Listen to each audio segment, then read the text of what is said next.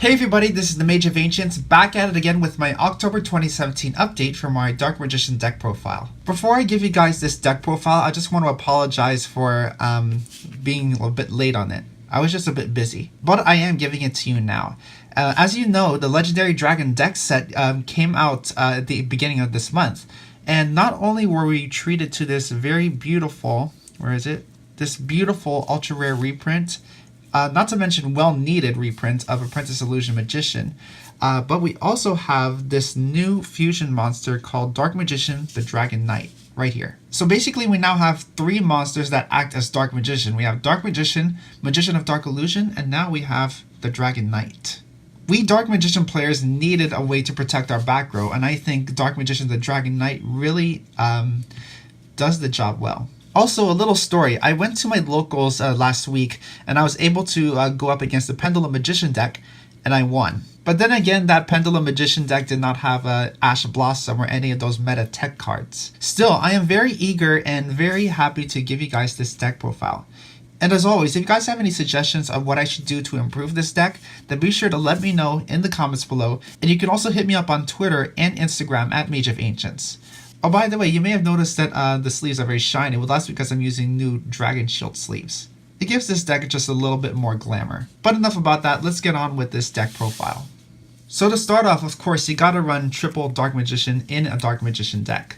As you've seen in my previous deck profiles, you'll know that I love to run 3 different artworks, or as I like to call it, 3 different generations of Dark Magician. But more importantly, you need triple Dark Magician so you can trigger off all different kinds of effects. And besides, it is the namesake of this deck. After that, I run triple copies of Magician of Dark Illusion. This is your secondary Dark Magician. You can special summon it during your opponent's turn when you activate a spell or a trap effect. And once while your Magician of Dark Illusion is on the field, after you activate a spell or trap effect, then you can revive a Dark Magician from your graveyard. Think of it as Dark Magician's long-lost helpful cousin. After that, another standard, I run triple copies of Apprentice Illusion Magician. Like I said, this was the much-needed reprint. After we saw each copy of Apprentice Illusion Magician from the Shonen Jump promo, at $75 or even higher. But enough about that. When you normal or special summon your Apprentice Illusion Magician, then you can search out a Dark Magician from your deck. And I think that's really cool.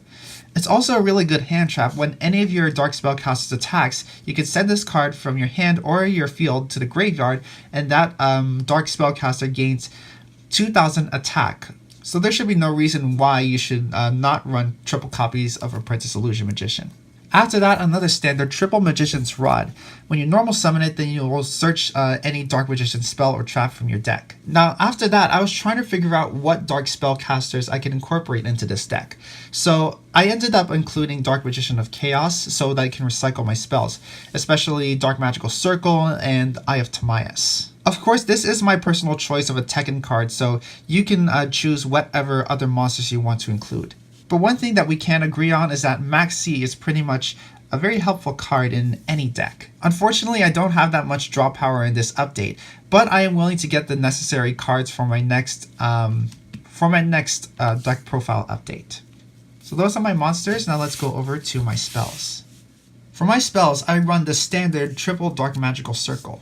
This card lets you search out a Dark Magician or a Dark Magician spell or trap from the top of your deck. And its banishing effect whenever you normal or special summon a Dark Magician is what I think is one of the reasons why Dark Magician is so much fun to play.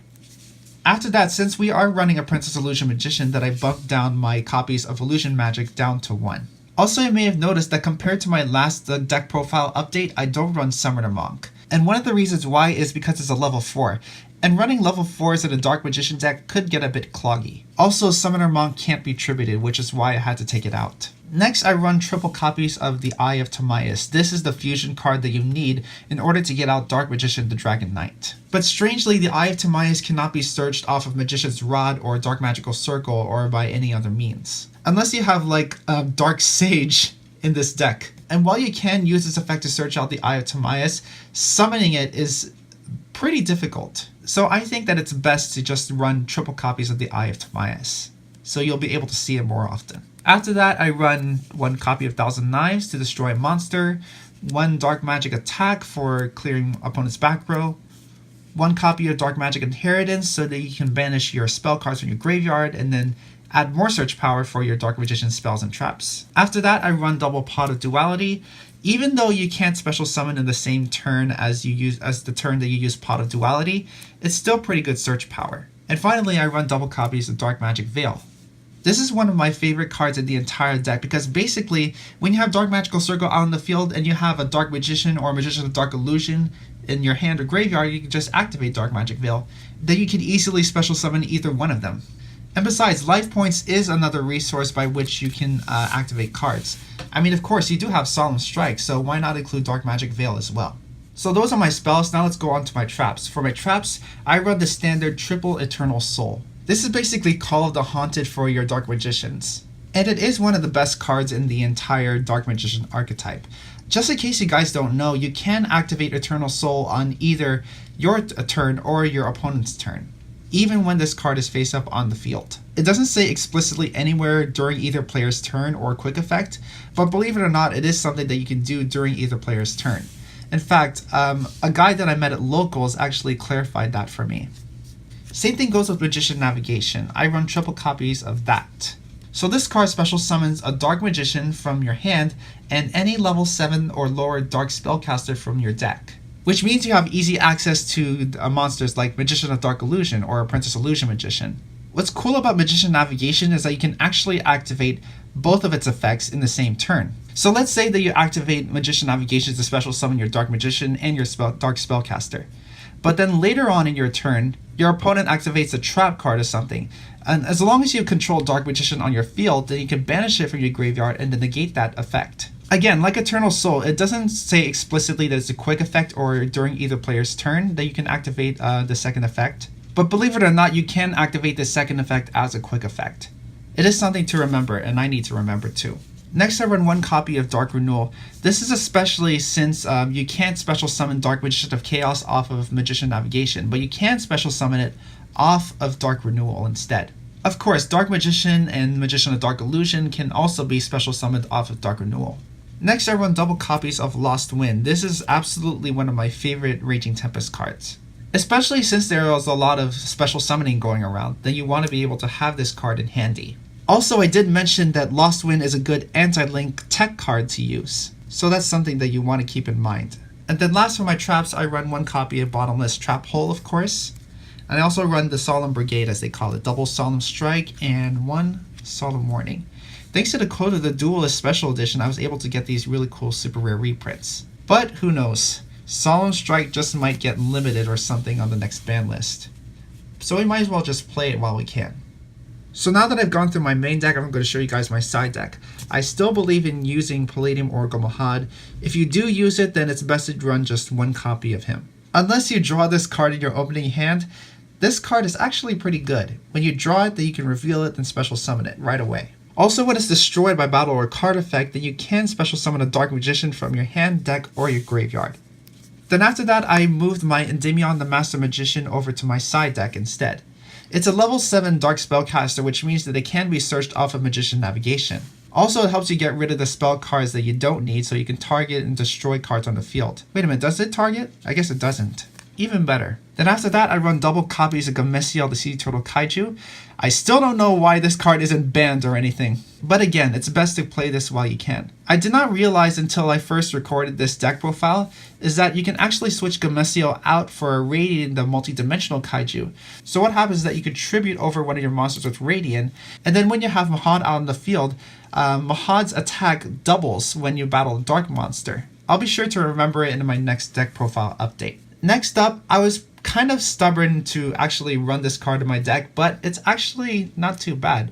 I run double copies of Pot of Desires. You just have to be able to work your way around the cards that you banished off of Pot of Desires. But it is some pretty good draw power, so you'll want to consider running Pot of Desires in your deck as well. After that, I run double copies of Forbidden Lance, just so in case my Eternal Soul gets destroyed and any of my monsters on the field have to be taken away with the after effect of Eternal Soul. Then after that, I run double copies, no, not double copies, one copy of Dimensional Barrier and double copies of Forbidden Apocrypha. Of course, you can make a triple Dimensional Barrier instead. Seemingly, Dimensional Barrier is the superior card here, but one thing you want to keep in mind is that Forbidden Apocrypha actually lets you send all monsters on the field, whether it's Fusion, Synchro, or Xyz, depending on which type that you want. But the text does not include Pendulum Magicians, unlike Dimensional Barrier. I'm thinking that a reprint with new errata is in order, so that way it can include not just Fusion, Synchro, and Xyz, but also Pendulums. Maybe Links too. And then finally for my side deck, I run one Compulsory Evacuation Device and double Drowning Mirror Force. Of course, you can make this into Storming Mirror Force instead, especially when you're going against Pendulum Magicians. If you're using regular Mirror Force, then you are going to be triggering their destruction effects. The thing about Drowning Mirror Force is that it only works when your opponent declares a direct attack. So Storming Mirror Force is the better option here. Of course, I am missing a few cards here like Ash Blossom and Joy Spring and Raigeki, but feel free to incorporate those cards into your side deck. And finally, my extra deck. Of course, you gotta run Dark Magician the Dragon Knight in this extra deck. Like I said, it's the back row protection that the Dark Magician players needed. It is standard to run double copies of Dark Magician the Dragon Knight instead of one, but unfortunately, I couldn't get my second copy in time for this update, so I have Dark Paladin instead. In my opinion, I think it's better to just use Dark Paladin when either you or your opponent are running dragons. But keep in mind that Dark Paladin can be special summoned off of Eye of Timaeus. Then after that, I run double copies of Ebon Illusion Magician, so you can special summon your Dark Magicians from your hand or your deck. And I also run one copy of Ebon Illusion Magician. While your opponent may be able to see what is coming up next when you use Ebon High Magician, it's still a card that you'll want to have in your extra deck just in case. Also, its second effect is that when it's destroyed by a battle or an opponent's card effect, they can special summon a Dark Spellcaster type monster from your hand or deck. And then after that, you can destroy a card on the field. Pretty much the Xyz monster version of Magical Dimension. Then for my other rank 7s, I play double copies of Red Eye's Flare Metal Dragon. I think this is a good monster to put your opponent in a tight spot. Then after that, double copies of number 11 Big Eye, one copy of Gaia Dragon the Thunder Charger, and one copy of number 28 Titanic Moth. And in case you have 2 Magician's Rods out on the field, then it doesn't hurt to run a couple of rank 3s. I run one Dante Traveler the Burning Abyss and one Phantom Knights of Break Sword. This is probably the better rank 3 to run here. And finally, you don't have to run Links if you don't want to, but it does provide some extra support. So I run one copy of Decode Talker and one copy of Proxy Dragon. And finally, I just want to let you guys know that I did take out the Huge Revolutionist Over. I decided to take it out just because I did not have Starlight Road, but I did get Stardust Dragon. I'll be sure to include that in my next update. What's good about Stardust Dragon is that you can use its effect to tribute it, so you can negate a monster effect, spell, or trap effect. And then during your end phase, you can special summon it back to your field in the main monster zones instead of the extra monster zone. So that's my deck profile update, guys. Thank you so much for watching. Again, if you have any suggestions on what I should do to improve this deck, then be sure to leave those suggestions down in the comments, as well as suggestions for other decks you would like to see me do profiles for. And if you guys enjoyed this video, be sure to give it a thumbs up, share it with your friends, and if you haven't so already, be sure to subscribe for more awesome Yu-Gi-Oh videos just like this. Thanks for tuning in, everybody, and I'll see you next time.